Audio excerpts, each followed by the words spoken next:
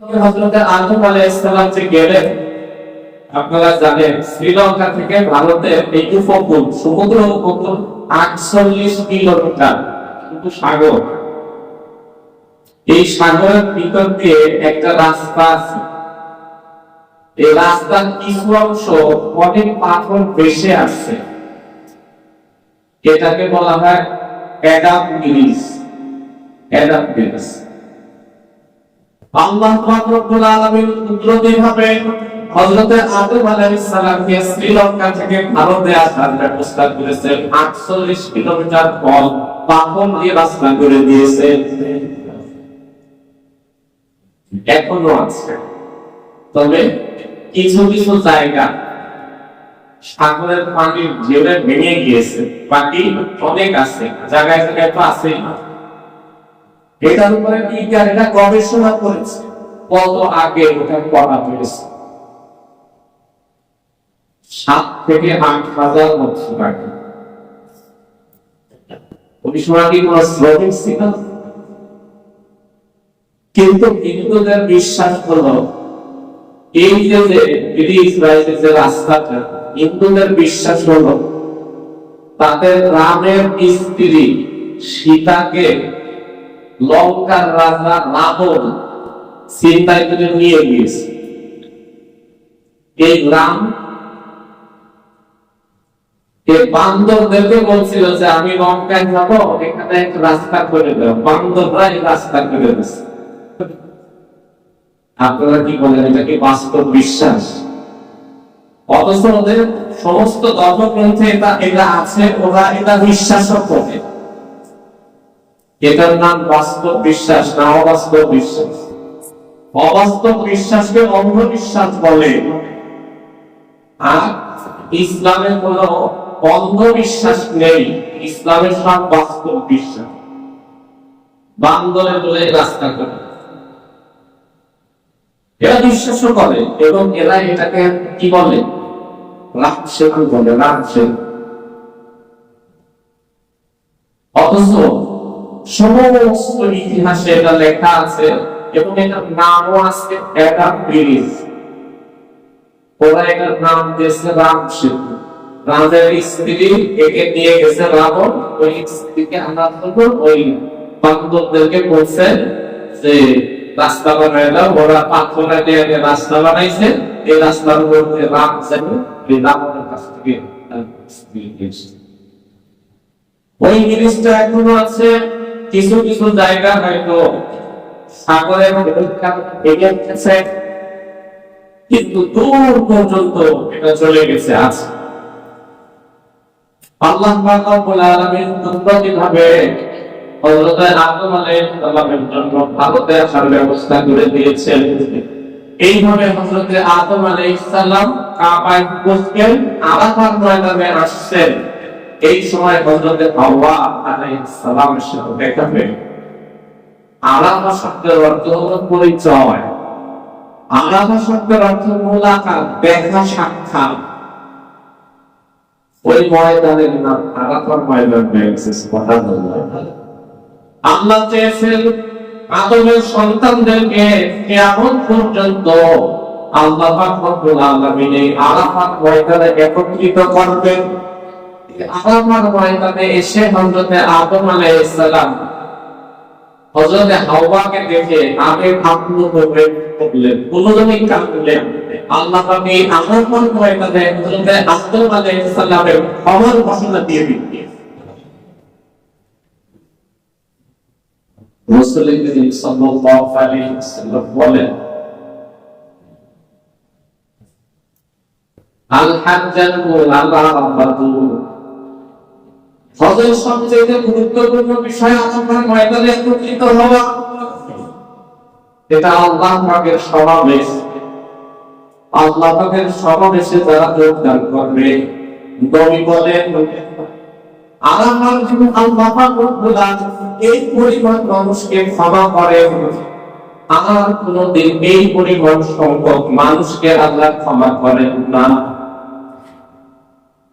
বছরের 365 দিনের মধ্যে সবচেয়ে শ্রেষ্ঠ দিন হলো আরাফার দিন, আর বছরের 365টা রাতের মধ্যে সবচেয়ে শ্রেষ্ঠ রাত হলো শবে কদর। দিন হিসাবে আরাফার দিন, রাত হিসাবে শবে কদর। হযরতে আদম হযরতে হাওয়া এখানে মোলাকাত হয়ে গেল, দেখা সাক্ষাৎ হয়ে গেল, এই ময়দানের নাম হয়ে গেল আরাফাত ময়দান। এই আরাফাত ময়দান আল্লাহ রব্বুল আলামিন হযরতে আদম হযরতে হাওয়া ওনারা এই জীবন পেতেছিলেন, ওনাদের আবেগ আল্লাহ রব্বুল আলামিন এই ময়দানকে এমন ঘোষণা করলেন কিয়ামত পর্যন্ত হাসিরা এখানে যদি উপস্থিত না হয় তাহলে তার হজই হবে না। হযরতে আদম আলাইহিস সালাম আরাফাত ময়দান থেকে মুজদালিফা ময়দানে রাতে অবস্থান করেছিলেন। হযরতে হাওয়া হযরতে আদম উপরে কোনো সামনে কোনো কিছু ছিল না, খোলা ময়দানে। এই জন্য আজও পর্যন্ত আপনারা দেখবেন মিনায় তাবু আছে, আরাফায় তাবু আছে, কিন্তু মুজদালিফায় তাবু নাই। মুজদালিফায় হযরতে আদম হযরতে হাওয়া যেভাবে খোলা আকাশের নিচে অতিবাহিত করেছিলেন, সমস্ত হাজিরা ওখানে ওই খোলা আকাশের নিচে অবস্থান করে। এই মদের কার্যক্রম গুলো কিছু আমলের কন্যা, এই জিনিসগুলো তার অন্তরের মধ্যে কল্পনা করে তার আবেগ তৈরি হবে। সেও হযরতে আদম হযরতে হাওয়া যেভাবে কুরবানি দিয়েছিল, যেভাবে আল্লাহ ত্যাগ স্বীকার করেছিল, ওই কথা সে স্মরণ করবে। এই জন্য আল্লাহ পাক রব্বুল আলামিন সমস্ত হাজিদের জন্য আরাফাত ময়দানে উপস্থিত হওয়াটাকে এত গুরুত্বপূর্ণ করে দিয়েছে। আরাফা থেকে মুজদালিফা, মুজদালিফা থেকে জান্নাত বাইতুল্লাহ তওয়াফ জিয়ারত সহ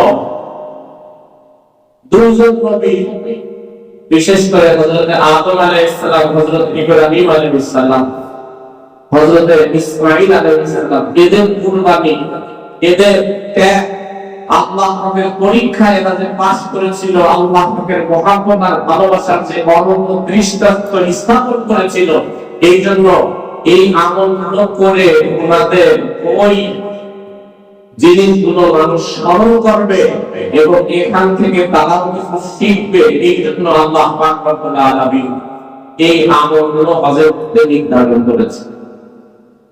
কিন্তু আমরা এগুলো করে চলে আসি, এই জায়গা যাইতেছি, ওই জায়গা যাইতেছি, কেন যাইতেছি, এর তাৎপর্য কি, এখন এখান থেকে আমি কি দেখবো, কি শিখবো, এগুলো তেমন আমাদেরকে জানাও থাকে না, আর ওইভাবে ভাবেও না।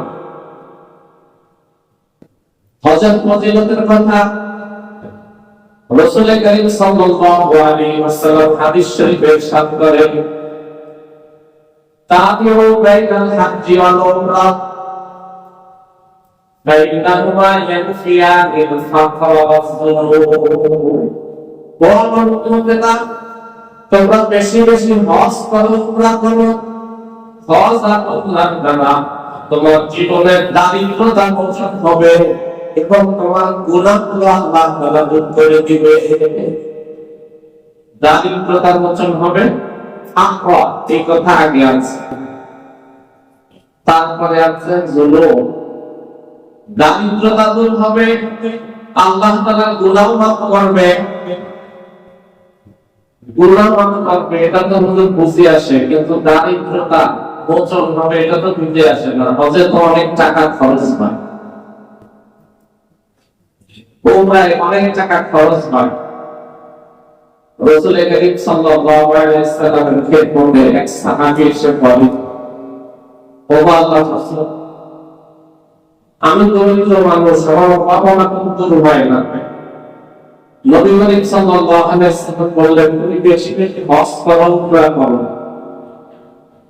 এই সাহাবী মনে মনে ভাবলো, হজ করতে গেলে, উমরা করতে গেলে আরো তো আমি ঋণী হবো, আমার টাকা পয়সা খরচ হবে। আর নবী আমাকে হজ করতে বললে, উমরা করতে বললে, ঘটনা কারণ হাদিসের মধ্যে আসছে ইয়াতিফিয়ানিল মাকরুহ, হজ উমরার দ্বারা তোমার দারিদ্রতা দূর হবে। এটা কিন্তু নবীর কথা না, এটা আল্লাহ পাকের কথা। নবী করিম সাল্লাল্লাহু আলাইহি সাল্লাম কোন কথাই নিজের থেকে বলেন না। ওয়া ইয়াতিকু আনিল হাওয়া ইন হুয়া ইল্লা ওয়াহয়ুহা। কিছু কোরআন কিছু হাদিস আমরা মনে মনে ভাবি কোরআন হলো আল্লাহ পাকের কথা, হাদিস হলো নবীর কথা। না, কোরআনও আল্লাহর কথা, হাদিসও আল্লাহর কথা। কিছু কথা আল্লাহ তাআলা সরাসরি জিবরাইলের মাধ্যমে নবীকে বলছেন, কোরআন হয়েছে।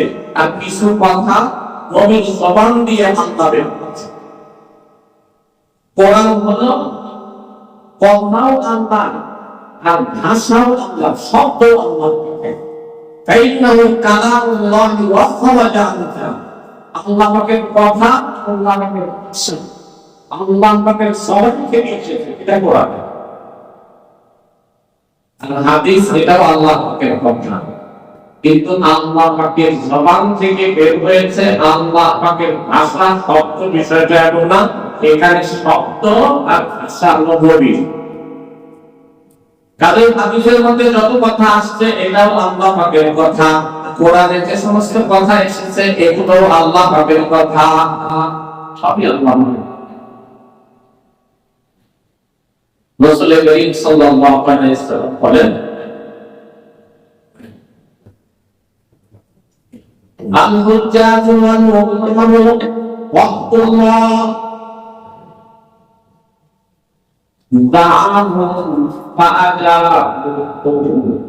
যারা হজ করতে যায়, উমরা করতে যায়, এরা আল্লাহ পাকের মেহমান। আল্লাহ পাক এদেরকে দাওয়াত দিয়েছেন, এরা আল্লাহ পাকের দাওয়াতে সাড়া দিয়ে হাজির হয়। আল্লাহ পাকের মেহমান ছোটখাটো বিষয়। কেউ যদি চেয়ারম্যান সাহেবের পক্ষ থেকে দাওয়াত পায়, কি খুশি, চেয়ারম্যান সাহেবের দাওয়াত দিচ্ছে। আর এমপি সাহেবের পক্ষ থেকে যদি দাওয়াত পায় তাহলে তো আরো খুশি। মন্ত্রী প্রধানমন্ত্রীর পক্ষ থেকে দাওয়াত পাইলে তো কোনো কথাই নেই। কতজনকে বলে মন্ত্রীর সাথে আমার দাওয়াত দিচ্ছে, ওনার মেয়ের বিয়ে, ওনার ছেলের বিয়েতে আমাকে দাওয়াত দিচ্ছে। বিরাট কোনো লোক কিনে বসে আছে, কি ব্যাপারে 100 টাকা দিয়ে কোনো ঘরে মন্ত্রীর বাসায় দাওয়াত, উপলব্ধ মানে খাবো 500 টাকা, দেব 50,000। কি খুশি মন্ত্রীর দাওয়াত, যেখানে আল্লাহ পাকের দাওয়াত আল্লাহ নিজেই বলেছেন, আল্লাহ তাদেরকে দাওয়াত দিয়েছেন। আল্লাহ পাকের দাওয়াত গ্রহণ করে আল্লাহ পাকের ডাকে সাড়া দিয়েছে। এর চেয়ে সৌভাগ্যের আর কি হবে? হাদিস শরীফে রাসূল করিম সাল্লাল্লাহু আলাইহি ওয়াসাল্লাম ঘোষণা করেন, কোন ব্যক্তি যদি হজ করে ফিরে আসে, তার ঘরে আসার আগ পর্যন্ত ইস্তাগফারুল হক ওয়া লিমান ইস্তাগফিরুল হক, হাজিকে তো আল্লাহ তাআলা মাফ করে দেন। এই হাজি সাহেব যাদের জন্য ক্ষমা চায় তাদেরকে আল্লাহ তাআলা মাফ করে দেয়।